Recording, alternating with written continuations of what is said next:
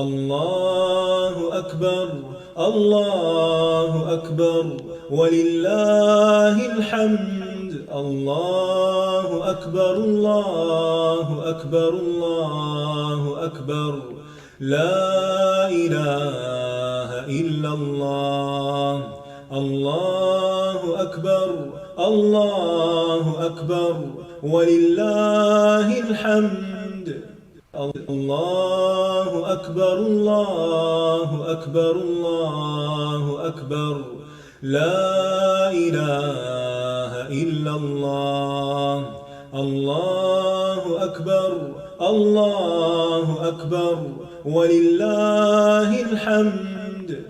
السلام علیکم ورحمۃ اللہ وبرکاتہ، نحمدہ ونصلی علی رسولہ الکریم، اما بعد فاعوذ باللہ من الشیطان الرجیم، بسم اللہ الرحمن الرحیم، رب اشرح لی صدری ویسر لی امری واحلل عقدۃ من لسانی یفقہوا قولی۔ فهل ينظرون إلا الساعة أن تأتيهم بغتة فقد جاء أشراطها فأنى لهم إذا جاءتهم ذكراهم۔ تو کیا یہ لوگ بس قیامت ہی کے منتظر ہیں کہ وہ اچانک ان پر آ جائے؟ اس کی علامتیں تو ظاہر ہو چکی ہیں، یعنی اس کا آنا بھی یقینی ہے کیونکہ علامتیں ظاہر ہو گئیں۔ جب وہ خود ہی آ جائے گی تو ان کے لیے نصیحت حاصل کرنے کا موقع کہاں باقی رہے گا، لہٰذا ہمیں آج نصیحت حاصل کرنی چاہیے اس کی علامات سے۔ یہ بات ہم سب جانتے ہیں کہ قیامت کا آنا برحق ہے اور یہ ہمارے ایمان کا حصہ ہے۔ قرآن مجید میں اللہ سبحانہ وتعالیٰ سورۃ الحج میں فرماتے ہیں ذَلِكَ بِأَنَّ اللَّهَ هُوَ الْحَقُّ وَأَنَّهُ يُحْيِي الْمَوْتَى وَأَنَّهُ عَلَى كُلِّ شَيْءٍ قَدِيرٌ وَأَنَّ السَّاعَةَ آتِيَةٌ لَا رَيْبَ فِيهَا وَأَنَّ اللَّهَ يَبْعَثُ مَن فِي الْقُبُورِ۔ یہ اس لیے ہے کہ بے شک اللہ ہی حق ہے، اور اس لیے کہ بے شک وہی مردوں کو زندہ کرے گا، یعنی قیامت کے دن، اور اس لیے کہ بے شک وہ ہر چیز پر پوری طرح قادر ہے، اور اس لیے کہ بے شک قیامت آنے والی ہے، اس میں کوئی شک نہیں، اور اس لیے کہ یقیناً اللہ ان لوگوں کو اٹھائے گا جو قبروں میں ہیں، یعنی قیامت کے دن سب لوگ اپنی اپنی قبروں سے اٹھائے جائیں گے، اللہ کے حضور حاضر ہوں گے، اور دنیا میں کیے جانے والے اعمال کے بارے میں ان کا محاسبہ کیا جائے گا۔ تو اللہ سبحانہ وتعالیٰ ہمیں اس بڑے دن کے شر سے محفوظ رکھے۔ ذَلِكَ بِأَنَّ اللَّهَ هُوَ الْحَقُّ وَأَنَّهُ يُحْيِي الْمَوْتَى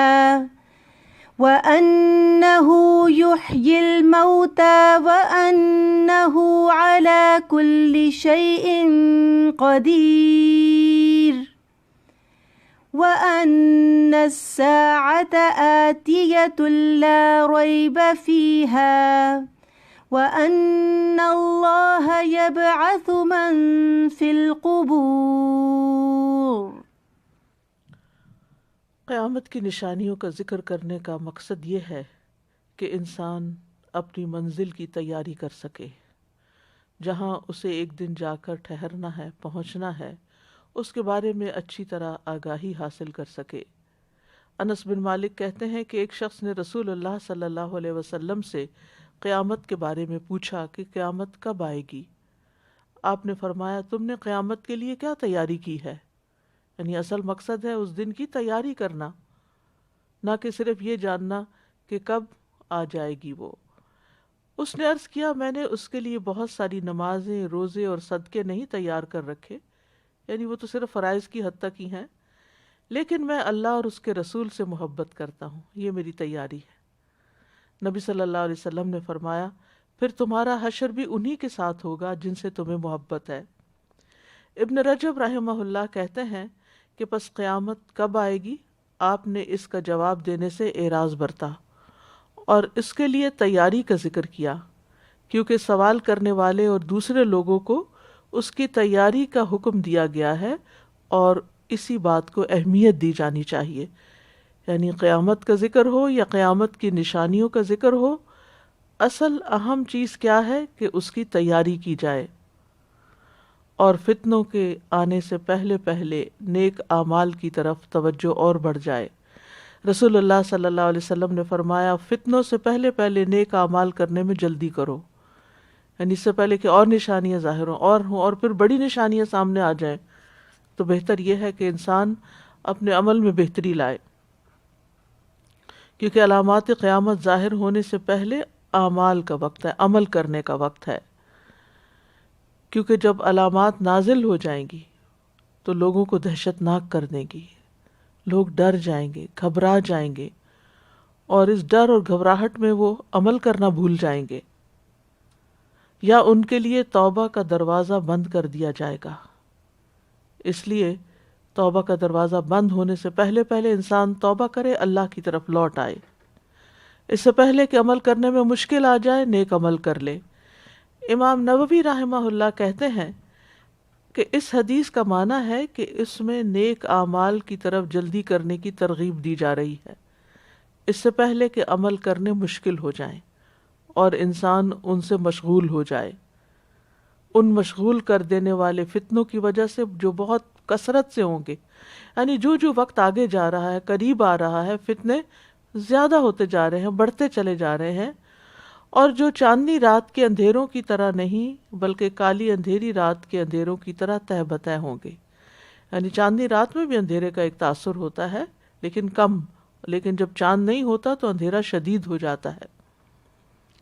نبی صلی اللہ علیہ وسلم نے ان فتنوں کی کچھ سختیوں کی کچھ اقسام کو بیان کیا ہے، اور ان میں سے ایک یہ ہے کہ بندہ شام کو مومن ہوگا اور صبح کافر ہو جائے گا، یا اس کے برعکس ہوگا. اس کی وجہ یہ ہوگی کہ فتنے بہت سنگین ہوں گے کہ ایک ہی دن میں انسان کے اندر اتنی خطرناک تبدیلی پیدا ہو جائے گی. تو بہرحال ہمیں فکر کرنی چاہیے اپنے ایمان کی، اعمال صالح کی، اور اس دن کو اپنی نگاہوں کے سامنے رکھ کر یہ زندگی گزارنی چاہیے. وہ کام کرنے چاہیے جو اس دن فائدہ دیں گے، اور ان چیزوں سے اجتناب کرنا چاہیے جو اس دن نقصان کا باعث بننے والی ہیں. تو آج ہم انشاءاللہ ایمانیات سے متعلق علامات قیامت کو دیکھیں گے کہ انسان کے ایمان میں کیسے کیسے فتنے ہوں گے. اس میں سے پہلی چیز یہ ہے کہ امت میں شرک آ جائے گا. رسول اللہ صلی اللہ علیہ وسلم نے فرمایا، بے شک مجھے اپنی امت پر گمراہ کرنے والے اماموں یعنی مذہبی رہنماؤں کا ڈر ہے، اور جب میری امت میں تلوار رکھ دی جائے گی، یعنی قتل و غارت ایک دفعہ شروع ہو گیا تو قیامت تک نہیں اٹھائی جائے گی. یعنی مسلمانوں کی باہمی جنگیں پھر قیامت تک کبھی کہیں ہوتی چلی جائیں گی، اور قیامت اس دن تک قائم نہیں ہوگی یہاں تک کہ میری امت کے بعض قبائل مشرکین سے جا ملیں، اور یہاں تک کہ میری امت کے بعض قبائل بتوں کی عبادت کریں گے. یعنی یہاں تک معاملہ پہنچ جائے گا، اس قدر فتنے شدید ہو جائیں گے. یعنی ہوں گے مسلمان لیکن ان کے طور طریقے اور ان کے عبادت کے بھی طور طریقے مشرکین سے ملتے جلتے ہوں گے. یعنی کہنے کو مسلمان ہوں گے لیکن اعمال میں شرک آ جائے گا. تو یہاں حدیث میں جو لفظ آئے گا نا، وَإِذَا وُضِعَ السَّيْفُ، جب تلوار رکھ دی جائے گی، یعنی آپس کی خانہ جنگی شروع ہو جائے گی. اور تلوار کا لفظ اس لیے استعمال کیا گیا ہے کہ سمبولک ہے، یعنی تلوار کی تصویر دیکھتے ہی، تلوار کا لفظ سنتے ہی مارنا، قتل کرنا اور قتل و غارت ذہن میں آتی ہے. لیکن اس کا یہ مطلب نہیں کہ تلوار کے علاوہ کوئی اور آلات استعمال نہیں ہوں گے. اس کے علاوہ بھی جو آلات جنگ ہیں جیسے نیزے ہیں، گولہ باری ہے، توپیں ہیں، ٹینکس ہیں، یہ چیزیں بھی استعمال ہوں گی کیونکہ ان کا تعلق بھی قتال کے ساتھ ہے. اور پھر لم یرفع عنہا الی یوم القیامہ، قیامت تک یہ کام ہوتا رہے گا، نہ اٹھایا جائے گا ان سے قیامت تک. یعنی مسلسل ان میں جنگ رہے گی، کبھی کم اور کبھی زیادہ، کبھی کسی جگہ اور کبھی کسی جگہ. اور یہ نبی صلی اللہ علیہ وسلم کی اس دعا کی قبولیت کی وجہ سے ہے جو آپ نے دعا کی کہ ان کی آپس میں ایک دوسرے سے لڑائی ہو جائے لیکن ان پر باہر سے دشمن مسلط نہ ہو جو ساری امت کو ختم کر دے. اور پھر حدیث میں، اور ہم یہ دیکھ رہے ہیں کہ مسلمانوں کی آپس کی لڑائیاں قریب کے دور میں دیکھیں، ماضی میں دیکھیں، تاریخ پڑھیں، ہر دور میں یہ فتنے آپ کو نظر آئیں گے. اس وقت شام کی صورتحال دیکھیں اور یمن کی صورتحال دیکھیں، باقی علاقوں کو دیکھیں تو مسلمان ہی مسلمان کے ساتھ لڑ رہا ہے. پھر حدیث کے الفاظ ہیں حتی تلحق قبائل من امتی بالمشرکین، یہاں تک کہ میری امت کے قبائل مشرکین سے جا ملیں گے. ابن عثیمین رحمہ اللہ اس حدیث کی شرح میں کہتے ہیں کہ کیا اس مل جانے سے جسمانی طور پر ان کا جا ملنا مراد ہے؟ یعنی ایک گروہ نقل مکانی کر کے اپنا علاقہ چھوڑ کے ان کی طرف چلا جائے گا اور ان میں داخل ہو جائے گا، یا حکمی طور پر ان سے مل جانا مراد ہے؟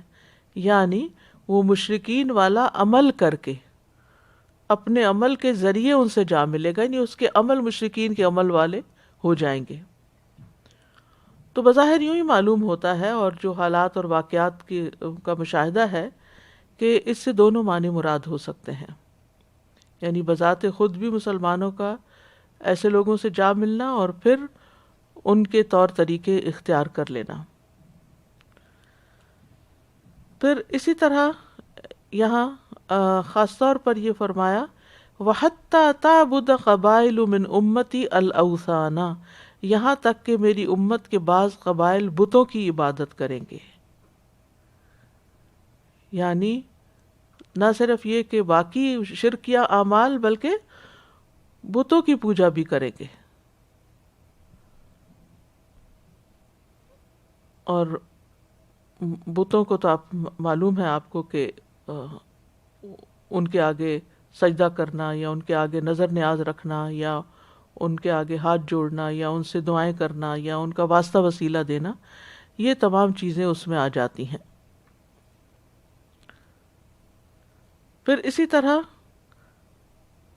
ایک اور علامت آپ نے بتائی قبیلہ دوس کے شرک کے بارے میں، یعنی خاص طور پر قبیلہ دوس کا شرک ذکر کیا آپ نے.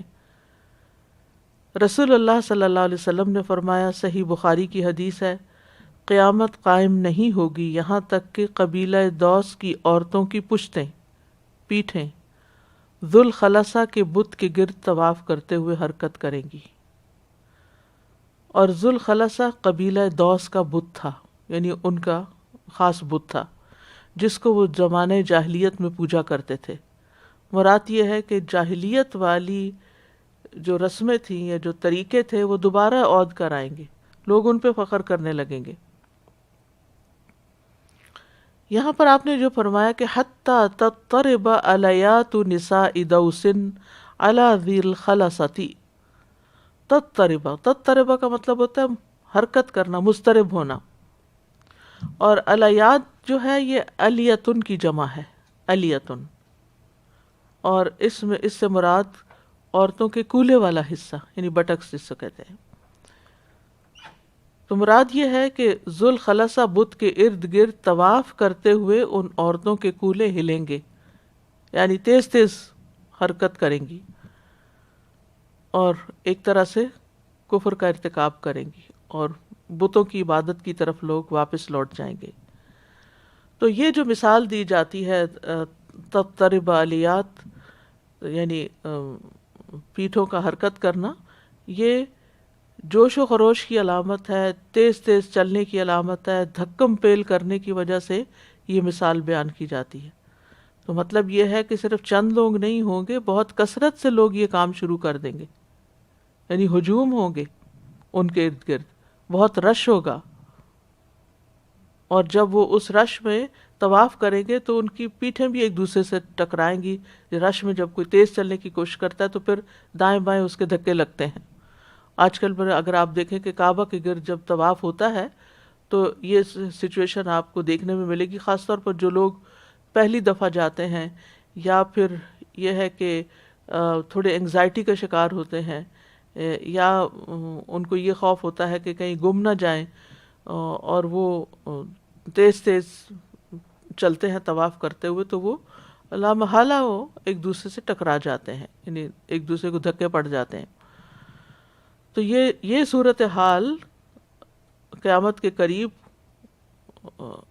دوس قبیلے کی ہوگی کہ وہ ذوالخلا سا خاص بت ہے، اس کو دوبارہ اسی طرح بنا لیا جائے گا اور اس کے گرد طواف کریں گے اور ان کی عبادت کی طرف، ان کی عبادت میں مشغول ہو جائیں گے، اور ان کو یعنی یہ بھی ظاہر ہوتا ہے کہ ان کو کتنا شدید شوق ہوگا۔ اضطراب بھی کیفیت اسی شخص کی ہوتی ہے جس کے اندر کسی کام کے کرنے کا جذبہ، ولولہ یا شوق پیدا ہو جائے اور اس کی وجہ سے ان کے اندر تیزی آ جائے، تو یعنی بھاگنے کی سی کیفیت ہوگی۔ اسی طرح ایک اور حدیث کے مطابق لات اور عزا کی پرستش بھی شروع ہو جائے گی۔ صحیح مسلم کی حدیث ہے، حضرت عائشہ رضی اللہ تعالیٰ عنہا روایت کرتی ہیں، وہ کہتی ہیں کہ میں نے رسول اللہ صلی اللہ علیہ وسلم کو فرماتے ہوئے سنا، دن اور رات کا سلسلہ اس وقت تک ختم نہیں ہوگا جب تک کہ لات اور عزا کی عبادت دوبارہ نہ ہونے لگے۔ میں نے کہا، اللہ کے رسول، جب اللہ نے یہ آیت نازل کی، هو الذی ارسل رسولہ بالہدی ودین الحق لیظہرہ علی الدین کلہ ولو کرہ المشرکون، وہ ذات جس نے اپنے رسول کو ہدایت اور دین حق کے ساتھ بھیجا تاکہ اسے ہر دین پر غالب کر دے، چاہے یہ مشرکین کو ناگوار گزرے۔ تو میں تو سمجھتی تھی کہ یہ کام مکمل ہو گیا، یعنی دین مکمل ہو گیا، شرک مکمل ختم ہو گیا، اور عربوں کے ہاں اب دوبارہ کبھی بت پرستی نہیں ہوگی۔ تو آپ نے فرمایا کہ اس میں سے جو اللہ نے چاہا وہ عنقریب ہوگا، پھر اللہ ایک پاکیزہ ہوا بھیجے گا جو ہر اس شخص کو موت کے حوالے کر دے گی جس کے دل میں رائی کے دانے برابر بھی ایمان ہوگا، باقی وہی لوگ رہ جائیں گے جن میں کوئی خیر موجود نہ ہوگی، اور وہ اپنے آباء و اجداد کے دین پر واپس چلے جائیں گے۔ ابن بطال کہتے ہیں کہ اس حدیث سے اور اس جیسی احادیث سے یہ مراد نہیں ہے کہ روئے زمین کے تمام کناروں سے دین ختم ہو جائے گا، یعنی مکمل طور پر نہیں، ایسا نہیں کہ دین میں سے کچھ باقی نہ بچے، کیونکہ یہ دین قیامت تک باقی رہے گا۔ تو مراد یہ کہ اس خاص علاقے میں عربوں کے ہاں لات و عزا کی پرستی شروع ہو جائے گی، لیکن اس کا یہ مطلب نہیں کہ ساری دنیا میں یہ شروع ہو جائے گا۔ کچھ اور علاقے ایسے بھی ہوں گے کہ جہاں دین اگرچہ قیامت کے قریب کمزور ہو جائے گا، اجنبیت کی طرف لوٹ جائے گا، لیکن بہرحال کچھ نہ کچھ رہے گا بھی۔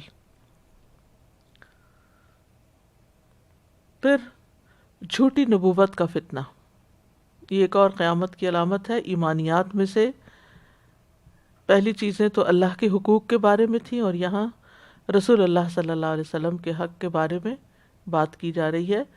سنن الترمذی کی روایت ہے، ابو ہریرہ کہتے ہیں کہ رسول اللہ صلی اللہ علیہ وسلم نے فرمایا، قیامت اس وقت تک قائم نہ ہوگی یہاں تک کہ تقریباً 30 دجال اور کذاب نکلیں، اور ان میں سے ہر ایک یہ دعویٰ کرے گا کہ وہ اللہ کا رسول ہے۔ سبحان اللہ، علماء نے ان لوگوں کے باقاعدہ نام اور تاریخیں کتابوں میں درج کر رکھی ہیں کہ کس موقع پر کب کس نے یہ دعویٰ کیا اور پھر اس کا انجام کیا ہوا۔ بات یہ ہے کہ امت کے اندر ہمیشہ ایسے لوگ موجود رہے ہیں کہ جن کو اپنے ایمان کی فکر ہوتی ہے، اور انہوں نے ایسے دجالوں اور کذابوں اور جھوٹے نبیوں سے باقاعدہ جنگ بھی کی یا ان کا خاتمہ کیا، یعنی ان کو چھوڑا نہیں۔ اور یہ لفظ جو دجالون آیا ہے اور کذابون آیا ہے، تو اس کا مطلب نہیں بہت سارے دجال، یعنی جو مخصوص معنی میں دجال ہے۔ دجل کہتے ہیں کسی چیز کو ڈھانپ لینا، ملمہ سازی کرنا، اسی لیے یہ لفظ جھوٹ پر بھی بولا جاتا ہے۔ تو اس بنا پر آپ صلی اللہ علیہ وسلم کا فرمان کذابون بطور تاکید آیا، یعنی دجال کا مطلب ہی جھوٹا ہے، اور پھر کذاب اس پر مزید تاکید ہے۔ نبی صلی اللہ علیہ وسلم کا یہ بتانا بالکل برحق ہوا کہ جھوٹے دجال ظاہر ہوں گے، اور نبی صلی اللہ علیہ وسلم کے ہی آخری دور میں ایسے لوگ ظاہر ہو گئے، یعنی اس کی تصدیق نبی صلی اللہ علیہ وسلم کے آخری زمانے میں ہی ظاہر ہو گئی۔ وہاں مسلمہ کذاب نے یمامہ میں اور اسود انسی نے یمن میں خروج کیا، یعنی اپنے آپ کو نبی کہا۔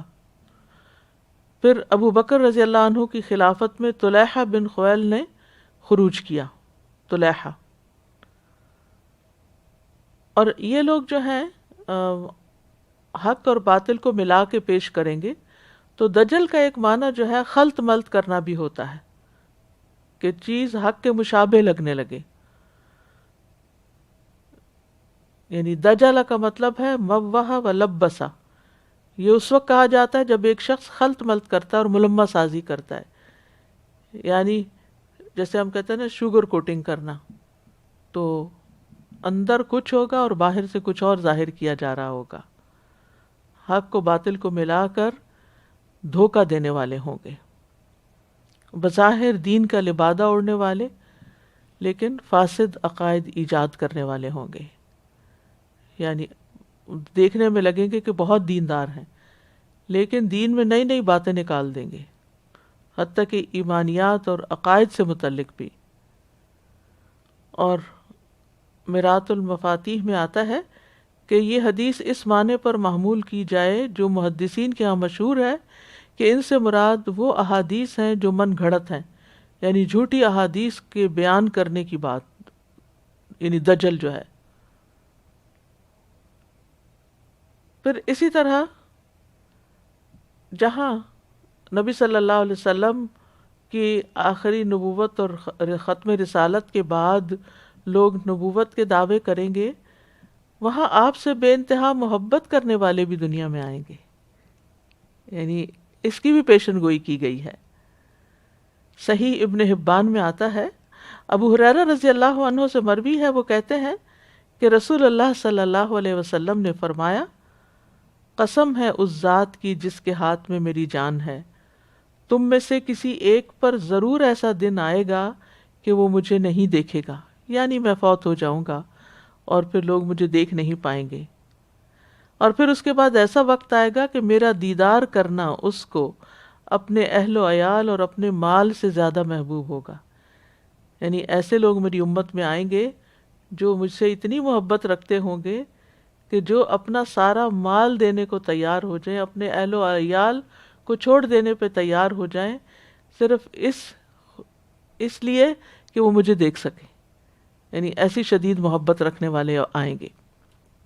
ہم سب کو بھی اپنے دلوں کا جائزہ لینا چاہیے کہ ہمارے دل میں رسول اللہ صلی اللہ علیہ وسلم کو دیکھنے، ان سے ملاقات کرنے کا کتنا شوق ہے، اور پھر خاص طور پر قیامت کے دن حوض کوثر پر آپ کے ہاتھوں پانی پینے کا کتنا شوق ہے۔ اس کے لیے سنت کی پیروی بہت ضروری ہے، اور سنت کو حقیر نہیں سمجھنا چاہیے، معمولی نہیں سمجھنا چاہیے۔ اور پھر صرف سنت کی پیروی کافی نہیں، بدعت سے بچنا بھی چاہیے، یعنی وہ چیزیں جو دین کے نام پر گھڑ لی گئیں، جو دین کا حصہ نہیں، نئی نئی ایجادات جن کو بظاہر دین کی بات کہہ کے بتایا جاتا ہے، حالانکہ اس کی کوئی دلیل یا کوئی اس کی نظیر ہمیں نبی صلی اللہ علیہ وسلم یا صحابہ کے دور میں یا تابعین اور تبع تابعین کے دور میں نہیں ملتی، اور بعد کے ادوار میں وہ نیکی کے کام شروع ہوئے، سو کالڈ نیکی کے، کیونکہ وہ نیکی تو ہو ہی نہیں سکتی جس کی اصل قرآن و سنت میں موجود نہ ہو۔ پھر اس کے بعد ہے تقدیر کا انکار۔ ابن زرارہ اپنے والد سے روایت کرتے ہیں کہ نبی صلی اللہ علیہ وسلم نے فرمایا، یہ آیت میری امت کے آخری زمانے کے اللہ عز و جل کی تقدیر کو جھٹلانے والوں کے بارے میں نازل ہوئی ہے۔ ذوقوا مس سقر انا کل شیء خلقناہ بقدر، چکھو آگ کا چھونا، بے شک ہم نے جو بھی چیز ہے اسے ایک اندازے کے ساتھ پیدا کیا ہے۔ تو علماء کہتے ہیں کہ یہاں پر مس سقر یعنی جہنم کی آگ میں جلو کیونکہ تم تقدیر کا انکار کیا کرتے تھے، یہ مراد ہے۔ کیونکہ خود نبی صلی اللہ علیہ وسلم نے اس بارے میں فرمایا، یہ آیت میری امت کے آخری زمانے میں، اللہ عز و جل کی تقدیر کو جھٹلانے والوں کے بارے میں نازل ہوئی کہ تقدیر وغیرہ کچھ نہیں، وہی ہوتا ہے جو انسان کرتا ہے، اور اللہ تعالیٰ کو پہلے سے کچھ معلوم نہیں، جب انسان کوئی کام کر لیتا ہے تو پھر اللہ کو پتہ چلتا ہے۔ اس قسم کے فاسد عقائد ہیں لوگوں کے، جبکہ تقدیر کے جو 4 کمپوننٹس ہیں اس میں سب سے پہلے یہ کہ یعنی کہ اللہ سبحانہ تعالیٰ نے ہر چیز کو پیدا کیا، اللہ تعالیٰ نے ہر چیز کو کا علم ہے اللہ کو، اور اس علم کو لکھا گیا، اور پھر یہ ہے کہ اللہ تعالیٰ ہی بندوں کے اعمال کا خالق ہے۔ پھر قیامت کی نشانیوں میں سے اور ایمان میں خلل ڈالنے والی چیزوں میں سے ایک ہے ستاروں پر ایمان لانا، ستاروں کو ماننا۔ سلسلہ صحیحہ کی حدیث ہے، طلحہ بن مصرف رضی اللہ عنہ بیان کرتے ہیں کہ رسول اللہ صلی اللہ علیہ وسلم نے فرمایا، مجھے بعد میں آنے والے زمانے میں اپنی امت پر سب سے زیادہ 3 امور کا ڈر ہے، 3 چیزوں کا ڈر ہے۔ نمبر 1 ستاروں پر ایمان لانا، نمبر 2 تقدیر کو جھٹلانا جس کا پیچھے ہم نے پچھلی حدیث میں ذکر پڑا، اور نمبر 3 حکمران کا ظلم کرنا۔ تو حکمرانوں کا ظلم ہم تاریخ میں بھی دیکھتے ہیں اور ہر دور میں رہا ہے، اور تقدیر کو جھٹلانے کا مسئلہ بھی ہو گیا۔ تو یہاں جو نئی بات ہے اس حدیث میں وہ ستاروں پر ایمان ہے۔ وَإِيمَانًا بِالنُّجُومِ حدیث کے الفاظ ہیں، یعنی اس عقیدے کی تصدیق کرتے ہوئے کہ ستاروں کی دنیا میں تاثیر ہے، یعنی ستارے، دوسرے سمپل لفظوں میں ستارے ہماری قسمتوں پر اثر انداز ہوتے ہیں۔ یہ سوچ ایمان کے منافی ہے۔ امام بخاری اپنی کتاب میں رقم تراز ہیں کہ قتادہ رحمہ اللہ نے کہا، اللہ نے تاروں کو 3 مقاصد کے لیے پیدا کیا، آسمان کی زینت، شیاطین کو مارنے کے لیے، اور رہنمائی حاصل کرنے کے لیے بطور علامات۔ لہٰذا اگر کوئی شخص تاروں کا کوئی اور مقصد بیان کرتا ہے تو وہ غلطی پر ہے، اپنے وقت کو ضائع کر رہا ہے، وہ ایسی چیز کے بارے میں تکلف کر رہا ہے جس کا اسے علم نہیں، یعنی وہ اس بارے میں جانتا نہیں۔ لہٰذا ایسی کتابوں کا مطالعہ جس میں برجوں کے بارے میں لکھا ہوتا ہے کہ کون کس برج کے تحت پیدا ہوا، کس تاریخ کو پیدا ہوا، اور پھر اس برج کی وجہ سے، کیونکہ یہ فلاں ستارے کے طلوع ہونے کے وقت پیدا ہوا تھا اس لیے اس کی زندگی میں یہ اور یہ فائدے اور ایسے ایسے ناکامیاں ہیں، یہ بات درست نہیں ہے۔ ہم جانتے ہیں کہ ستارے اللہ سبحانہ تعالیٰ کی تخلیق ہیں، وہ اللہ کے تابع ہیں، اور وہ اللہ تعالیٰ کو سجدہ کرتے ہیں۔ سورۃ الحج 18 میں فرمایا، الم تر ان اللہ یسجد لہ من فی السماوات ومن فی الارض والشمس والقمر والنجوم والجبال والشجر والدواب وکثیر من الناس۔ کیا تم دیکھتے نہیں کہ اللہ ہی کے لیے سجدہ کر رہی ہے ہر وہ چیز جو آسمانوں میں ہے اور جو زمین میں ہے، اور سورج بھی ایک سیارہ ہے، سورج اور چاند اور ستارے اور پہاڑ اور درخت اور سب جاندار اور بہت سے انسان بھی، یہ سب کیا ہیں؟ اللہ کے آگے سجدہ کر رہے ہیں۔ تو جو خود اللہ کے آگے جھکے ہوئے ہیں ان کی اپنی کیا مجال ہے کہ کسی کی قسمت میں کوئی دخل اندازی کریں یا ان کے ہاتھ میں کوئی اختیار آ گیا؟ ایسا کچھ بھی نہیں۔ اللہ سبحانہ تعالیٰ نے ان ستاروں کو بندوں کے فائدوں کے لیے مسخر کر رکھا ہے۔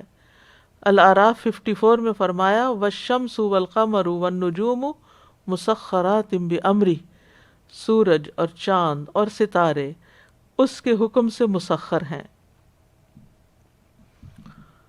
پھر اسی طرح سورۃ النحل 16 میں فرمایا کہ وعلامات وبالنجم ہم یہتدون، اور علامتیں ہیں یہ، اور ستاروں سے وہ راہ پاتے ہیں۔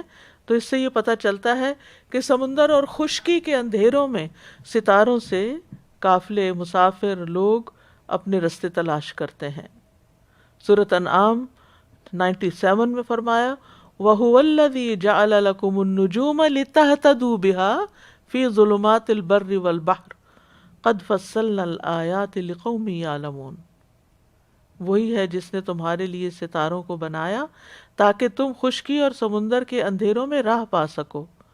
یقیناً ہم نے آیات کو کھول کر بیان کر دیا ہے اس قوم کے لیے جو علم رکھتے ہوں۔ پھر اسی طرح یہ ہے کہ ستارے آسمان کی زینت بھی ہیں۔ سورۃ الملک 5 میں فرمایا وَلَقَدْ زَيَّنَّا السَّمَاءَ الدُّنْيَا بِمَصَابِيحَ وَجَعَلْنَاهَا رُجُومًا لِلشَّيَاطِينِ وَأَعْتَدْنَا لَهُمْ عَذَابَ السَّعِيرِ، اور ہم نے آسمان دنیا کو زینت دی ہے چراغوں کے ساتھ، یعنی ستاروں کے ساتھ، اور ہم نے ان کو شیاطین کو مار بھگانے کا ذریعہ بھی بنایا۔ تو ایک اور چیز بھی اس میں آ گئی، یعنی خوبصورتی کے ساتھ ساتھ ان کے ذریعے شیاطین کو بھگایا جاتا ہے، اور ہم نے ان کے لیے بھڑکتے ہوئے آگ کا عذاب تیار کر رکھا ہے۔ اور ہمیں معلوم ہے کہ سورج اور چاند جب ان کو گہن لگتا ہے، یعنی وہ خود گہنا جاتے ہیں، تو ہمیں کیا حکم دیا گیا ہے کہ ہم صلاۃ کسوف اور خسوف پڑھیں۔ اور پھر جب آپ کے بیٹے ابراہیم کی وفات ہوئی تھی تو ساتھ سورج گہنا گیا تھا، تو لوگوں نے سمجھا کہ شاید یہ آپ کے بیٹے کی وفات کی وجہ سے ہوا ہے، تو اس وقت بھی آپ نے فرمایا کہ ایسا نہیں ہے، یعنی وہ تو اللہ کی نشانیوں میں سے ایک نشانی ہے، یعنی سورج کے گہنانے کا کوئی اثر ان کے بیٹے کی وفات پر نہیں ہے، یعنی وہ قسمتوں پر اثر انداز نہیں ہوتے۔ تو جس طرح بہت سی اور نشانیاں ہیں، اسی طرح ستارے بھی نشانی ہے، اور جب کبھی ان کے اندر کوئی ایسی خطرناک قسم کی تبدیلی ہو، جیسے شہاب ثاقب کی بارش ہو سکتی ہے، ستارے ٹکراتے ہیں، زمین کے ساتھ ٹکرا سکتے ہیں، کوئی ایسی خبر آئے، یا پھر یعنی کہ اس کا کوئی اندیشہ ہو، یا کسوف و خسوف ہو، تو انسان کو پھر کیا کرنا چاہیے کہ انسان پھر نیک اعمال کے ذریعے اللہ تعالیٰ کی طرف رغبت کرے، اور یعنی صدقہ، خیرات، دعا اور اچھے کاموں کے ذریعے ان چیزوں کے مصائب سے بچے۔ لیکن اگر کوئی یہ سمجھتا ہے کہ ستارے ہماری زندگی میں اثر رکھتے ہیں تو یہ بات درست نہیں۔ تو ایک ہے علم تاثیر اور ایک ہے علم رہنمائی، اور علم تاثیر کے پھر آگے 3 اقسام ہیں۔ نمبر 1 یہ کہ یہ نظریہ رکھا جائے کہ تارے بذات خود اثر انداز ہوتے ہیں، ان کے اندر طاقت اختیار ہے کہ وہ بندوں کی قسمت پہ اثر انداز ہو جائیں، یعنی ان کے بارے میں یہ سمجھنا کہ تارے خود ہی حادثات اور نقصان پیدا کرتے ہیں، تو یہ شرک اکبر ہے۔ ٹھیک ہے، یعنی فلاں ستارے کی وجہ سے زلزلہ آیا ہے مثلا، کوئی کہے، یا ستارے کی وجہ سے بارش ہوئی ہے، یعنی وہ ستارہ نکلا اس لیے بارش ہوئی ہے، یعنی ستارہ سبب بنا بارش لانے کا، تو یہ پھر شرک اکبر ہے۔ نمبر 2، ان تاروں کو انسان علم غیب جاننے کا ذریعہ بنائے، یعنی تاروں کی نقل و حرکت اور ان کے آنے جانے سے یہ مطلب نکالے کہ اب فلاں فلاں کام رونما ہوگا، کیونکہ فلاں تارہ فلاں منزل میں داخل ہو گیا ہے، اب یوں ہونے والا ہے۔ مثلا نجومیوں کی جو پیشن گوئیاں ہوتی ہیں اس اعتبار، نجومی کو کہتے بھی نجومی اسی لیے ہیں کیونکہ وہ نجم ستارے کو کہتے ہیں، یعنی جو ستاروں کے بارے میں اپنی رائے دیتا ہے۔ اسی طرح اگر کوئی نجومی یہ کہے کہ فلاں شخص کی زندگی بڑی کٹھن ہوگی کیونکہ اس کی پیدائش فلاں تارے کے وقت ہوئی، تو یہ بات درست نہیں، اور فلاں کی زندگی خوشحال ہوگی کیونکہ اس کی پیدائش فلاں تارے کے وقت ہوئی۔ تو ایسا شخص حقیقت میں تاروں کو علم غیب جاننے کا وسیلہ اور ذریعہ بنا رہا ہے، کازیشن یعنی کاز سمجھ رہا ہے، حالانکہ غیب کا دعویٰ کرنا کفر ہے۔ ایسا شخص بھی اسلام کے دائرے سے پھر خارج ہو جاتا ہے، کیونکہ اللہ تعالیٰ فرماتے ہیں قُل لَا يَعْلَمُ مَنْ فِي السَّمَاوَاتِ وَالْأَرْضِ الْغَيْبَ إِلَّا اللَّهُ، کہہ دیجئے اللہ کے سوا آسمانوں اور زمین میں جو بھی ہے غیب نہیں جانتا۔ ٹھیک ہے، تو یہاں حصر ہے، یعنی لا یعلم من فی السماوات والارض، جیسے لا الہ الا اللہ ہوتا ہے، مطلب ہے ہی نہیں کوئی جس کے پاس غیب کا علم ہو۔ اور تیسری چیز جو ہے تاروں کو خیر اور شر کے رونما ہونے کا سبب قرار دے، تو یہ شرک اصغر ہے۔ ٹھیک ہے، یعنی غیب کی خبر جاننا کفر ہے، لیکن یہ شرک اصغر ہے۔ یعنی جب کوئی چیز رونما ہو تو فوراً ستارے کے اوپر لے جائے کہ ستارہ طلوع ہو گیا ہے، اس وجہ سے ایسا ہو رہا ہے، یعنی اس کو کیونکہ کسی بھی کام کے ہونے کا اصل مسبب الاسباب تو خود اللہ تعالیٰ ہے. ساری چیزیں جو ہیں وہ اس کے ہی ہاتھ میں ہیں. مثلاً کوئی شخص کسی دھاگے کو باندھ کر، بعض لوگ ہوتے ہیں نا وہ دھاگے باندھتے ہیں اپنے گلے میں لٹکاتے ہیں، بچوں کے امام ضامن باندھتے ہیں بازوؤں پہ یا اسی طرح اور سمجھتے ہیں کہ اس کی وجہ سے شفا ہوگی، حالانکہ دھاگا تو اور کہتے ہیں کہ شفا اللہ دیتا ہے لیکن دھاگا سبب ہے.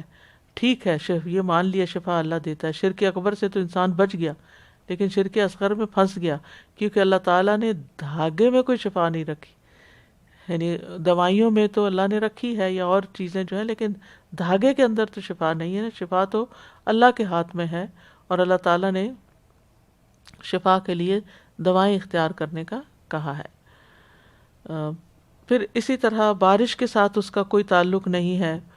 اور آپ صلی اللہ علیہ وسلم نے ایک موقع پر جب بارش ہوئی جفت الحدیبیہ کے موقع پر، تو آپ نے فرمایا کہ فجر کی نماز پڑھائی حدیبیہ میں، اور اس رات بارش ہوئی تھی، تو فارغ ہو کے فرمایا کیا تمہیں علم ہے کہ تمہارے رب نے کیا فرمایا؟ اس پر صحابہ کرام نے کہا اللہ اور اس کا رسول ہی بہتر جانتے ہیں. آپ نے فرمایا میرے بندوں میں سے کچھ نے مجھ پر ایمان اور کچھ نے کفر کرتے ہوئے صبح کی. چنانچہ جس نے کہا کہ ہمیں اللہ کے فضل اور اس کی رحمت سے بارش ملی، تو وہ مجھ پر یعنی اللہ پر ایمان رکھتا ہے اور تاروں سے کفر کرتا ہے. اور جس نے کہا کہ یہ ہمیں فلاں فلاں برج اور تارے کی وجہ سے بارش ملی، تو وہ میرے ساتھ کفر کر رہا ہے اور تاروں پر ایمان رکھتا ہے. تو تاروں پر ایمان رکھنا کہ تارے کی وجہ سے یہ ہوتا ہے، یہ درست نہیں. دوسرا یہ ہے کہ علم رہنمائی، مثلاً تاروں کے چلنے سے اگر کوئی شخص دینی رہنمائی حاصل کرے تو اس میں کوئی حرج نہیں. مثلاً ستاروں کی مدد سے قبلے کا رخ معلوم کرنا. اسی طرح تاروں کی نقل و حرکت سے دنیاوی امور میں رہنمائی ملے تو بھی سیکھنے میں کوئی حرج نہیں. جیسے تاروں سے جہتوں کا تعین ہونا کہ مشرق کدھر ہے مغرب کدھر ہے، رات کے وقت تو نہیں پتہ چلتا. وعلامات وبالنجم هم یہتدون. پھر اسی طرح تاروں سے موسموں کا تعین کیا جائے. بعض علماء نے اسے مکروہ سمجھا ہے، بعض نے مباح کہا ہے، کیونکہ عموماً یہ ہوتا ہے کہ مثلا سورج اگر کسی خاص اینگل پہ نکل رہا ہے تو کہتے ہیں سمر شروع ہو گئی، یا کوئی خاص ستارہ نظر آنے لگتا ہے تو لوگ کہتے ہیں اب موسم بدل جائے گا. تو وہ کاز نہیں ہوتا، وہ کو ریلیشن ہوتا ہے کہ جب مخصوص قسم کی تبدیلیاں آسمان پر ہوتی ہیں تو زمین پر بھی مخصوص تبدیلیاں ہو جاتی ہیں. یہ ستاروں کی تاثیر کی وجہ سے نہیں ہوتا، بلکہ وہ زمین کی جو حرکت ہوتی ہے یا روٹیشن ہوتی ہے ستاروں کی، اس کی وجہ سے کچھ ستارے جب سامنے آ جاتے ہیں تو پھر زمین پر بھی لوگ موسموں کی تبدیلی پریڈکٹ کرنے لگتے ہیں.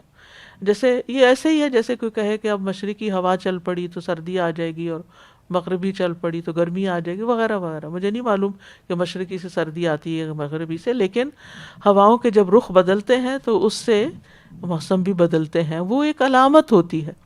تو سلامت کے طور پر اگر کوئی شخص کوئی ایسی بات کر دیتا ہے تو اس میں حرج نہیں ہے. لیکن علم نجوم سیکھنا یہ درست نہیں. نبی صلی اللہ علیہ وسلم نے فرمایا من اقتبس شعبۃ من النجوم فقد اقتبس شعبۃ من السحر. جس نے علم نجوم کا کچھ حصہ سیکھا تو گویا اس نے جادو کا کچھ حصہ سیکھا. اور جادو کیا ہے؟ کتاب و سنت اور اجماع امت کے مطابق حرام ہے. تو نجوم یعنی علم نجوم جو ہے، اور نجومیوں کی صحبت میں بیٹھنا اور نجومیوں کو جا کے ہاتھ دکھانا اور پھر ایسی کتابیں پڑھنا، اور پھر ان کتابوں خاص طور پر جو ہاروسکوپس بنے ہوئے ہیں اور اس میں پورے سال کی پہلے سے ہی پریڈکشنز دی جا چکی ہوتی ہیں، لکھی جا چکی ہوتی ہیں کہ اس ڈیٹ کو یہ ہوگا اور اس کو یہ پورا ایک کاروبار ہے اور ایمان خراب کرنے والی چیز ہے. اور بعض اوقات پھر اخباروں میں یہ ہفتہ کیسا رہے گا، کس کو معلوم کیسا رہے گا؟ اللہ ہی کو معلوم ہے. علم غیب تو اللہ کو پتہ ہے، لیکن یہی وہ چیز ہے جس کا سیکھنا منع ہے. اسی طرح ٹیلی ویژن پہ بعض اوقات ایسے شوز ہوتے ہیں اور بعض نجومیوں سے پوچھا جا رہا ہوتا ہے کہ ہماری یہ شادی کب ہوگی یا بچہ کب پیدا ہوگا. نعوذ باللہ، یہ علم اللہ کے سوا کس کو ہے کہ کون سا کام کب ہوگا. اور اگر ہم یہ سمجھتے ہیں کہ علم نجوم کے ذریعے کسی نجومی کو کچھ علم ہو گیا ہے اور وہ ہماری تقدیر بتا رہا ہے یا ستارے بتا رہے ہیں، تو وہ کہتے ہیں نا کہ یہ تو ہیں بیکاری در در پھرتے ہیں. ایک شعر بھی بنا ہوا ہے، اس وقت مجھے یاد نہیں آ رہا کہ یہ ستارے قسمت کا حال کیا بتائیں گے، یہ تو خود بھٹکتے پھرتے ہیں. بھٹکتے تو نہیں، خیر پھر ان کی تو اپنی ڈائریکشنز ہیں، لیکن مراد یہ ہے کہ ان کا تو آنا جانا لگا رہتا ہے، وہ خود اپنے بارے میں نہیں جانتے کہ ان کے ساتھ کیا ہوگا. تو اس قسم کے طلسماتی علوم سیکھنا اور ان پر اپنی زندگی کا انحصار رکھنا، اور اس طرح کی باتیں اور انٹرسٹ رکھنا، یا شادی سے پہلے پوچھنا کہ آپ کا ستارہ کون سا ہے اور آپ کا برج کون سا ہے، تو یہ چیزیں جو ہیں یہ ہمارے ایمان کے منافی ہیں، دین میں خلل پیدا کرنے والی ہیں. تو ان چیزوں سے مکمل طور پر بچنا چاہیے. تو اب عبادات سے متعلق کچھ پیشن گوئیاں اور کچھ علامات بتائی جائیں گی انشاءاللہ. اس سے پہلے آپ آیت دوبارہ سن لیجئے. فَهَلْ يَنظُرُونَ إِلَّا السَّاعَةَ أَن تَأْتِيَهُم بَغْتَةً فَقَدْ جَاءَ أَشْرَاطُهَا فَأَنَّىٰ لَهُمْ إِذَا جَاءَتْهُمْ ذِكْرَاهُمْ.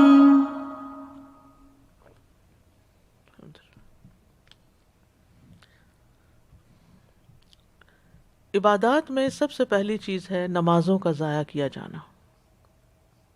صحیح مسلم میں ہے، ابو ذر رضی اللہ عنہ سے روایت ہے، وہ کہتے ہیں کہ رسول اللہ صلی اللہ علیہ وسلم نے مجھ سے فرمایا، اے ابو ذر، ان قریب میرے بعد ایسے حکمران ہوں گے جو نماز کو فوت کر دیں گے، تو تم نماز کو اپنے وقت پر پڑھنا.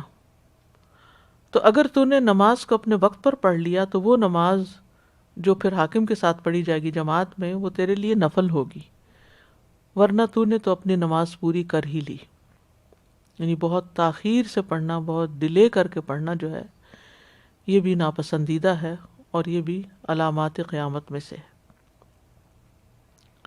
پھر ہے طہارت اور دعا میں مبالغہ کرنا. رسول اللہ صلی اللہ علیہ وسلم نے فرمایا، ان قریب اس امت میں ایسے لوگ پیدا ہوں گے جو وضو اور دعا میں مبالغہ کریں گے. دعا میں حد سے بڑھ جانے سے مراد کیا ہے کہ انسان ایسی دعائیں مانگنا شروع کر دے، ایسی چیزوں کا سوال کرے جن کا وہ حقدار ہی نہیں، اور وہ ایسی چیز مانگے جس میں وہ حد سے بڑھ رہا ہو. انسان کو اللہ تعالیٰ سے دعا کرنی چاہیے کہ اللہ اسے جنت میں داخل کر دے اور جہنم سے بچا لے. تو یہ حد سے بڑھنا نہیں ہے. لیکن عام طور پر لوگ مثلا کوئی کہے یا اللہ مجھے اس ملک کا سربراہ بنا دے، نہ آپ میں اہلیت، نہ آپ میں قابلیت، اور نہ ہی آپ اس کام کے لیے پیدا ہوئے، اور آپ وہ چیز مانگ رہے ہیں کہ جس کا دور پار کہیں نام و نشان نہیں. اسی طرح طہارت میں حد سے بڑھنا کیا ہے کہ انسان ایک عضو کو 3 مرتبہ سے زیادہ دھونا شروع کر دے، یا پھر اتنا پانی استعمال کرے کہ اس کو وسوسہ ہی ختم نہ ہو کہ اس کی طہارت ہو گئی ہے. 3 مرتبہ سے زیادہ دھونا اسراف ہے. وضو تو ایک دفعہ دھونے سے بھی ہو جاتا ہے، فرض پورا ہو جاتا ہے. 3 دفعہ تک دھونا جو ہے یہ سنت ہے، لیکن 3 دفعہ سے زیادہ دھونا جو ہے یہ اسراف ہے اور حد سے بڑھنا ہے، جس کے لیے لفظ حدیث میں ہے یا تدون فی الطہور، کہ وہ طہور میں یعنی پاکیزگی حاصل کرنے میں، وضو کرنے میں حد سے بڑھ جائیں گے. پھر ہے مساجد پر فخر کرنا. انس رضی اللہ عنہ سے روایت ہے کہ نبی صلی اللہ علیہ وسلم نے فرمایا، قیامت اس وقت تک قائم نہ ہوگی جب تک لوگ مسجدوں پر فخر نہ کریں گے. اپنے اپنے ملکوں کی، اپنے اپنے علاقوں کی، اپنے اپنے شہروں کی، ان کی ڈیکوریشن کے اعتبار سے، ان کی کیپیسٹی کے اعتبار سے، ان کے اندر جو آرائش اور تزئین کی گئی ہے اس اعتبار سے۔ اسی لیے ایک اور علامت ہے قیامت کی کہ مساجد کو قیامت کے قریب بہت مزین کیا جائے گا، بہت خوبصورت بنایا جائے گا، بہت ڈیکوریٹ کیا جائے گا۔ رسول اللہ صلی اللہ علیہ وسلم نے فرمایا جب تم لوگ مساجد کو مزین کرو گے اور مصاحف کو خوبصورت بناؤ گے، یعنی اس کے اوپر سونے کا پانی پھیرا جا رہا ہے، پھول بوٹے بنائے جا رہے ہیں، تو تم پر ہلاکت اور بربادی ہوگی۔ پھر مساجد کو سیر و تفریح کا مرکز بنا لیا جانا۔ انس رضی اللہ عنہ سے روایت ہے کہ رسول اللہ صلی اللہ علیہ وسلم نے فرمایا قیامت کی نشانیوں میں سے یہ بھی ہے کہ مسجدوں کو گزرگاہ بنا لیا جائے گا، یعنی لوگ آئیں گے، اس میں گھومے پھریں گے، سیر کریں گے اور نکل جائیں گے، نہ کوئی نماز، نہ کوئی عبادت، نہ کوئی خشوع، نہ ہی کوئی اور روحانیت۔ تو آپ آج دیکھ سکتے ہیں کہ اسلامی دنیا میں بہت سی ایسی مساجد ہیں جہاں پر لوگ صرف ریلیکس کرنے کے لیے جاتے ہیں، پکنک منانے کے لیے جاتے ہیں، اور اسی مقصد کے لیے وہ ان کے احاطے میں داخل ہوتے ہیں۔ بعض سیاح جاتے ہیں اور وہ صرف تصاویر لے کر وہاں سے نکل آتے ہیں، 2 رکعت نماز تک ادا نہیں کرتے۔ بعض مسجدوں کو لٹرلی گزرگاہ بنا لیا جاتا ہے شارٹ کٹ کی وجہ سے کہ ایک دروازے سے داخل ہوئے اور دوسرے سے بس نکل گئے، تاکہ اپنا رستہ مختصر کر لیں، لمبے رستے سے باہر سے گھوم کر نہ جانا پڑے، یا سردی گرمی سے بچ سکیں تو چلے مسجد کے اندر سے ہی نکل جاتے ہیں۔ یعنی ان کا مقصد یہ نہیں ہوتا کہ وہ جماعت کے ساتھ نماز ادا کریں یا تحیۃ المسجد ادا کریں، نہ ہی مساجد میں ہونے والی علمی مجالس میں وہ داخل ہوتے ہیں یا حاضر ہوتے ہیں، بلکہ صرف ان کو ایک گزرگاہ بنائی ہوئی ہے، یا صرف ایک یعنی دیگر مقصد کیا ہے، دیگر مقاصد کے لیے استعمال کرنا، ان مقاصد کے علاوہ جن کے لیے دراصل مسجد بنی ہے۔ پھر اسی طرح سلسلہ صحیحہ میں آتا ہے کہ یہ بھی علامات قیامت میں سے ہے۔ رسول اللہ صلی اللہ علیہ وسلم نے obviously فرمایا ہے کہ یہ بھی علامات قیامت میں سے ہے کہ آدمی 2 رکعت نماز پڑھے بغیر مسجد سے گزر جائے گا، یعنی آئے گا مسجد میں، گپ شپ لگائے گا، بات چیت کرے گا، میل ملاقات کرے گا، کسی سے کوئی کام ہے وہ کرے گا، اور پھر اس کے بعد نماز بھی ادا نہیں کرے گا اور نکل جائے گا۔ پھر اسی طرح علامہ البانی نے ایک روایت بیان کی ہے کہ نبی صلی اللہ علیہ وسلم کے ساتھی کہا کرتے تھے کانا اصحاب محمد صلی اللہ علیہ وسلم یقولون، کہ قیامت کی علامات میں سے یہ ہے کہ مساجد میں مذابح بنا لیے جائیں گے، اور مذابح کا مطلب ہے محراب، یعنی یہ عام نمازیوں کی جگہ سے علیحدہ اونچی چبوتروں کی طرح جگہ ہوتی ہیں، یعنی جیسے سٹیج ہوتے ہیں۔ پھر مساجد میں دنیا کی باتیں ہونے لگیں گی۔ عبداللہ بن مسعود رضی اللہ عنہ سے روایت ہے کہ رسول اللہ صلی اللہ علیہ وسلم نے فرمایا آخری زمانے میں ایسے لوگ ہوں گے جو مسجدوں میں حلقوں کی صورت میں بیٹھیں گے، یعنی سرکلز بنا کے بیٹھیں گے، ان کی سب سے بڑی فکر دنیا ہوگی، دین یا آخرت، یا وہ دین کے لیے مسجد میں نہیں حاضر ہوں گے بلکہ دنیاوی مقاصد کے میل ملاپ کے لیے، کہ چلے فلاں مسجد میں چلتے ہیں، وہاں بڑے بڑے بزنس مین آتے ہیں، ان سے دوستی کرتے ہیں، ان سے کوئی بزنس کی ٹپس لیتے ہیں، یا ان کے ساتھ مل کے کوئی بزنس کرتے ہیں۔ یعنی مقصد دین کی یعنی عبادت نہیں، اللہ کی اطاعت نہیں، بلکہ دنیا حاصل کرنا۔ تو وہ مسجدوں میں جا کے بیٹھیں گے، لیکن ان کی سب سے بڑی فکر دنیا ہوگی، یعنی ان حلقات میں بیٹھ کر بھی ان کی گفتگو جو ہے وہ دنیائی کے معاملے میں ہوگی۔ فرمایا ایسے لوگوں کے پاس نہ بیٹھنا، بس بے شک اللہ کو ایسوں کی کوئی ضرورت نہیں ہے، یعنی ایسے لوگ جو ہیں ان کی صحبت اختیار نہ کرنا۔ کیوں؟ کیونکہ انسان اپنے دوست کے دین پر ہوتا ہے، جیسے لوگوں کے ساتھ بیٹھتا ہے ویسا ہی اس کا انٹرسٹ ہو جاتا ہے، ویسے ہی چیزیں اس کا شوق بن جاتی ہیں۔ اسی طرح صحیح الترغیب والترہیب کی بھی ایک روایت ہے۔ عبداللہ بن مسعود کہتے ہیں کہ رسول اللہ صلی اللہ علیہ وسلم نے فرمایا آخری زمانے میں ایسے لوگ ہوں گے جو مساجد میں دنیاوی گفتگو کریں گے، اللہ کو ایسے لوگوں کی کوئی ضرورت نہیں ہوگی. یعنی وہ بظاہر مسجدوں کو آباد کیے ہوئے ہیں لیکن ان مقاصد کے ساتھ نہیں جو مسجد بنانے کا اصل مقصد ہوتا ہے، بلکہ اس کے علاوہ دیگر چیزوں پر ان کی توجہ زیادہ ہوگی. اور آج افسوس کے ساتھ ہم یہ چیز دیکھتے ہیں کہ مسجدوں میں نمازیوں کی تعداد تو بہت کم ہوتی ہے، لیکن اس کے علاوہ جو دیگر ایکٹیویٹیز ہیں جس میں کچھ فن اور کھانا پینا اور ایسی چیزیں میل ملاقات ہو، اس کے لیے لوگ مسجدوں کی طرف رجوع کرتے ہیں. ٹھیک ہے، مسجد مسلمانوں کا ایک کمیونٹی سینٹر بھی ہے، لیکن کمیونٹی کی نیڈز جہاں وہاں پوری ہوتی ہیں اس سے زیادہ تو نمازی وہاں آنے چاہیے اور نمازوں میں لوگوں کی شرکت ہونی چاہیے. اب آپ دیکھیں زیادہ تو جمعہ میں زیادہ لوگ ہوتے ہیں، ورنہ یہ کہ اگر کوئی شادی کا انویٹیشن ہو یا اور کسی فنکشن کا تو اس کے لیے لوگ پھر بھی مسجد میں آ جائیں گے، لیکن جب نماز کے لیے حی علی الفلاح، حی علی الصلاح اور حی علی الفلاح پکارا جاتا ہے تو سننے والے نہیں ہوتے.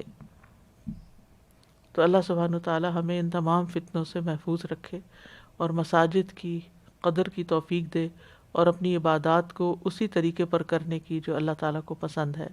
رب اعنی علی ذکرک و شکرک و حسن عبادتک. اگلی نشانی کی طرف جانے سے پہلے ہم پھر آیت سنتے ہیں.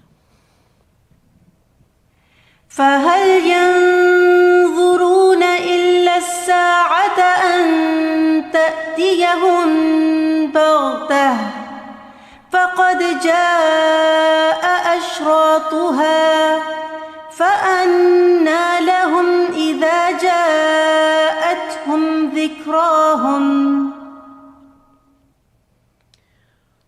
چوتھی چیز ہے قرآن سے متعلق علامات قیامت.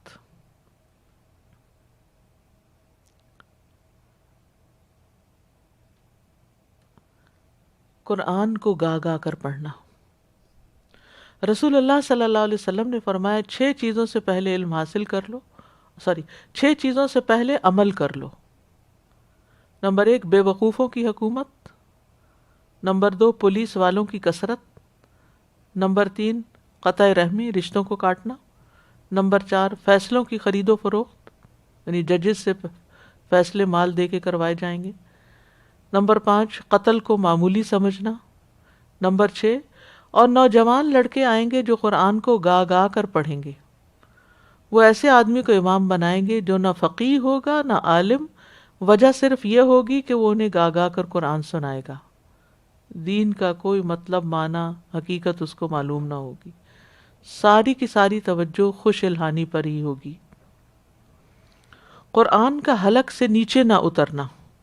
رسول اللہ صلی اللہ علیہ وسلم نے فرمایا ایسے لوگ بھی پیدا ہوں گے جو قرآن مجید تو پڑھیں گے لیکن وہ ان کی ہنسلی کی ہڈی یعنی حلق سے نیچے نہیں اترے گا.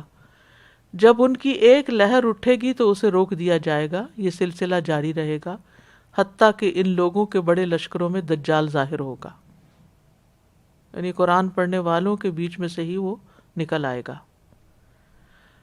سندھی رحمہ اللہ کہتے ہیں اس حدیث کی تفسیر میں کہ آپ صلی اللہ علیہ وسلم کا فرمان ینشأ نشبن، قاموس میں ناشئ اس لڑکے اور لڑکی کو کہتے ہیں جو بچپن کی حد سے آگے بڑھ جائے،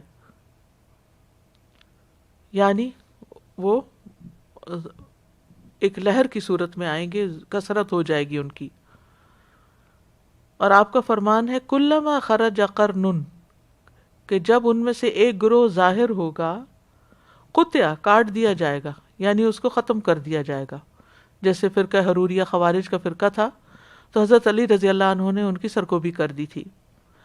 حتی یخرج فی اعراضہم یا فی ارادہم یعنی فی خداعہم، یعنی یہاں تک کہ ان کے گھروں سے ان کے آخری آدمی بھی مقابلہ اور مناظرہ کرے گا، یعنی وہ ان کا خاتمہ بھی کیا جائے گا اور پھر آخری آدمی تک ان کو ختم کیا جائے گا، لیکن پھر وہ دوبارہ اٹھ جائیں گے. شیخ الاسلام ابن تیمیہ کہتے ہیں کہ اس حدیث میں یہ علمی فائدہ ہے کہ خوارج بھی امت کے فرقوں میں سے ایک فرقہ ہے اور اس فرقے کا وجود آخری زمانے تک جاری رہے گا، وقتاً فوقتاً خروج کرتا رہے گا. اور جب بھی کوئی فرقہ ظاہر ہوگا اس کو کاٹ دیا جائے گا، ان کا معاملہ ختم ہوگا، پھر دوبارہ ایک اور گروہ ظاہر ہو جائے گا، اور یہ سلسلہ چلتا رہے گا یہاں تک کہ ان کے آخری فرقے میں دجال نمودار ہوگا۔ پھر قرآن مجید سے متعلق ایک اور حدیث ہے، صرف حروف کی ادائیگی پر توجہ ہوگی۔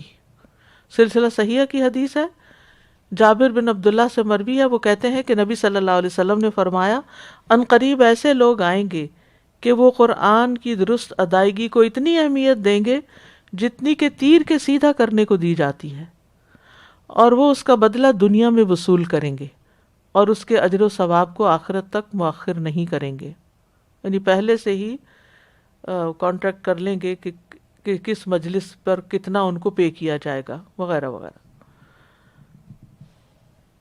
وَسَيَجِيءُ أَقْوَامٌ يُقِيمُونَهُ، یعنی ایسے لوگ آئیں گے جو قرآن کے الفاظ اور کلمات کو صحیح طرح ادا کریں گے، یعنی ان کے مخارج اور صفات کی حفاظت میں تکلف ہوگا، اور قرات کے عمل میں مبالغہ کریں گے، ریاکاری، سمعہ، فخر، شہرت حاصل کرنے کے لیے انتہا درجے کا مبالغہ۔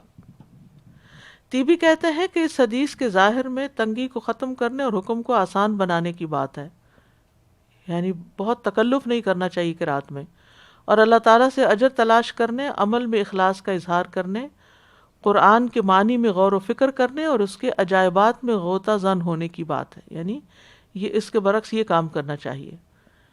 یتعجلونہ کا مطلب ہے دنیا میں ہی ثواب لینا چاہیں گے، ولا یتعجلونہ آخرت میں بعد میں پوسٹ پون نہیں کریں گے، تاخیر نہیں کریں گے، بلکہ وہ چاہیں گے کہ یہ اتنا جو ہم نے علم حاصل کیا ہے یا اتنا کچھ سیکھا ہے اور اتنے لوگ ہم سے متاثر ہوتے ہیں تو ہمیں اس پر کچھ دیا جائے۔ ایک اور روایت میں آتا ہے کہ قرآن حلق سے نیچے نہیں اترے گا، قرآن ان کے حلق سے نیچے نہیں اترے گا، قرآن پڑھا کر اپنی پیروی چاہیں گے۔ معاذ بن جبل نے ایک دن فرمایا، تمہارے بعد بڑے فتنے ہوں گے، مال بہت بڑھ جائے گا اور قرآن کھول کر عام کر دیا جائے گا، حتیٰ کہ مومن، منافق، مرد، عورتیں، چھوٹا بڑا، غلام، آزاد، سب اسے حاصل کریں گے، اور ایسا ہوگا کہ کہنے والا کہے گا، لوگوں کو کیا ہوا، میری پیروی نہیں کرتے حالانکہ میں نے قرآن پڑھا ہے۔ یعنی ہر کوئی قرآن پڑھ کر لیڈر بننے کی فکر میں ہوگا کہ اس کے فالوورز ہوں۔ وہ کہے گا، یہ لوگ اس وقت تک میری پیروی نہیں کریں گے یہاں تک کہ میں ان کے لیے کوئی نئی اختراع کروں، نئی نئی چیزیں بتاؤں ان کو، چنانچہ تم اپنے آپ کو اس کی بدعت سے بچائے رکھنا، اس کی بدعت ضلالت اور گمراہی ہوگی۔ پھر قرآن سے دور لوگوں کا قرآن پڑھنا، یعنی ان کو قرآن کی کوئی سمجھ نہیں ہوگی، جانتے نہیں ہوں گے، اور وہ لوگوں کے رہنما بن جائیں گے۔ رسول اللہ صلی اللہ علیہ وسلم نے فرمایا، قیامت کے قریب ہونے کی علامت یہ ہے کہ برے لوگوں کو مرتبوں میں بلند کر دیا جائے گا، ان کا اخلاق اور کردار وہ نہیں ہوگا جتنی ان کو عزت دی جا رہی ہوگی، اور نیک لوگوں کو گرا دیا جائے گا، یعنی ان کا کوئی مقام مرتبہ نہیں رہے گا، باتیں زیادہ ہوں گی، عمل محدود ہو جائے گا، اور لوگوں کو مثنات قرآن پڑھائے گا، اور ان میں سے کوئی ایسا نہیں ہوگا جو اس کا رد کرے۔ کہا گیا کہ مثنات سے کیا مراد ہے؟ آپ نے فرمایا، جس نے اللہ کی کتاب کے علاوہ سب کچھ لکھا پڑھا ہوگا، یعنی ویسے اس کے پاس بہت ڈگریاں ہوں گی، کتاب اللہ کو پوری طرح نہیں جانتا ہوگا، لیکن لوگوں کو قرآن پڑھانا شروع کر دیا۔ آج کے دور میں بہت سے ایسے لوگ موجود ہیں کہ جنہوں نے کہیں باقاعدہ قرآن مجید کی تعلیم حاصل نہیں کی، صرف دنیاوی ڈگریاں یا کسی وجہ سے شہرت ہو گئی اور انہوں نے قرآن کو تختہ مشق بنا لیا۔ علامہ البانی کہتے ہیں، یہ حدیث نبی صلی اللہ علیہ وسلم کی نبوت کی علامتوں میں سے ہے اور صداقت کی نشانیوں میں سے بھی ہے۔ اس میں مذکورہ تمام امور وقوع پذیر ہو چکے ہیں، بالخصوص مثنات والا معاملہ۔ یہ وہ لوگ ہیں جنہوں نے اللہ کی کتاب کے علاوہ سب کچھ پڑھا لکھا ہوگا۔ اور افسوس کے ساتھ یہ کہنا پڑتا ہے کہ آج کل بعض اوقات دین کے نام پر بہت سی تعلیم دی جاتی ہے، لیکن اس میں پورے قرآن کا مطالعہ شامل نہیں ہوتا۔ ماسٹرز کی ڈگری آپ دیکھیے کہ مختلف یونیورسٹیاں جو اسلامک سٹڈیز میں ماسٹرز تک یا پی ایچ ڈی بھی آفر کرتی ہیں، اس میں بھی پورا قرآن پڑھنا یا سمجھنا شامل نہیں، یعنی قرآن کے علاوہ سب کچھ پڑھایا جاتا ہے لیکن قرآن سے ان کا وہ تعلق نہیں ہوگا۔ یہ کس قدر ڈرنے کی بات ہے۔ پھر اسی طرح ایک اور روایت میں بھی آتا ہے کہ قرآن کے حروف کی حفاظت تو کی جائے گی، لیکن قرآن کی حدود کو ضائع کر دیا جائے گا۔ عبداللہ بن مسعود نے ایک انسان سے کہا، تم یقیناً ایسے زمانے میں ہو کہ اس میں علماء زیادہ اور قاری کم ہیں۔ اس زمانے میں قرآن کی حدود کی حفاظت کی جاتی ہے اور اس کے حروف کو ضائع کر دیا جاتا ہے، یعنی حروف کو بہت تکلف سے نہیں ادا کیا جاتا بلکہ تدبر پہ زور دیا جاتا ہے۔ مانگنے والے کم ہیں، دینے والے زیادہ ہیں۔ اس زمانے کے لوگ نماز لمبی کرتے ہیں، خطبہ چھوٹا کرتے ہیں، وہ اپنی خواہشات سے پہلے عمل کو ظاہر کرتے ہیں، اور ان قریب لوگوں پر ایسا زمانہ آئے گا کہ اس میں علماء کم، قاری حضرات زیادہ ہوں گے۔ یعنی آج آپ دیکھیں تو امت کا تعلق قرآن سے کتنا رہ گیا کہ بس ہمارا بچہ ایک دفعہ قاری صاحب سے قرآن مکمل کر لے، وہ سمجھتا ہے نہیں سمجھتا، دوبارہ بعد میں پڑھتا ہے یا نہیں، اس سے کنسرن نہیں۔ اس زمانے میں قرآن کے حروف کی حفاظت کی جائے گی، لیکن اس کی حدود کو ضائع کر دیا جائے گا۔ مانگنے والے زیادہ اور دینے والے کم ہوں گے۔ اس میں لوگ خطبہ لمبا کریں گے، نماز چھوٹی کریں گے۔ اس زمانے میں لوگ اپنے عمل سے پہلے اپنی خواہشات کو ظاہر کریں گے۔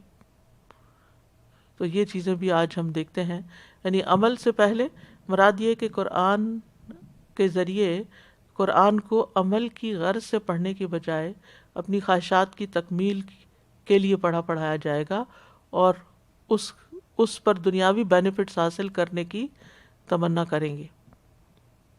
یعنی ان کی توجہ ساری اس چیز کی طرف ہوگی کہ اس کام سے ہمیں ملے گا کیا۔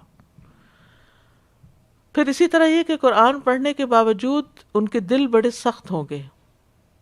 معاذ بن جبل کہتے ہیں، ان قریب یہ قرآن کچھ لوگوں کے سینوں میں بوسیدہ ہو جائے گا، جیسا کہ کپڑا بوسیدہ ہو کر پھٹ جاتا ہے۔